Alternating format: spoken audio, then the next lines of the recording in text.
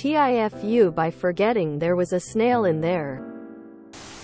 I've had a betta and a nerite snail in a 1-gallon acrylic tank for a while, and I decided it was time to expand to a 10-gallon tank.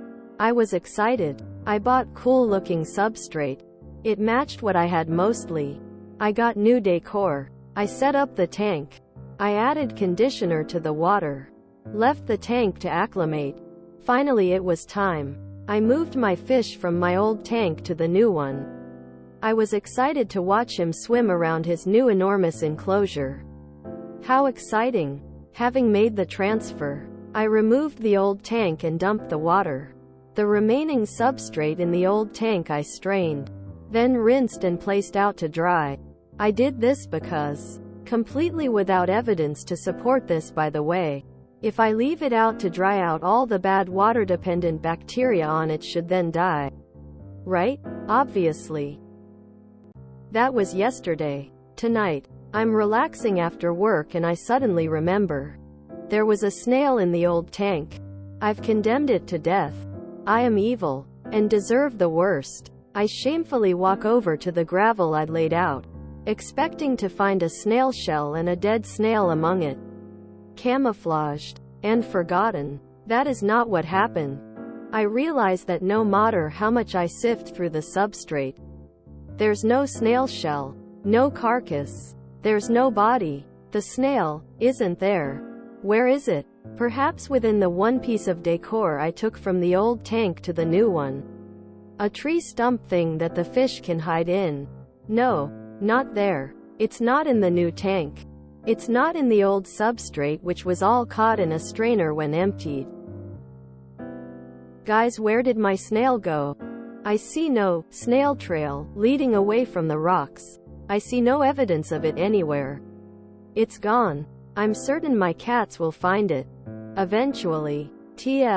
Doctor, I swapped my old fish tank out for a bigger one and forgot about a snail. Only to find it was not with the old tank's rocks when I checked a day later. Or the new tank, and now I have no snail at all. He's on his way to touch a random stranger. What have you done? Question mark, exclamation mark, question mark. Sometimes they freak out and seal up for a while. It could be pretending to be a rock. I can't imagine he's gotten very far. This exact same thing happened with the last shrimp I had. Rip Mr. Shrimp Co. Poor Gary.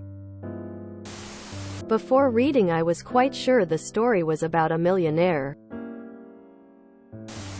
I mean, our fish loves to eat the snails.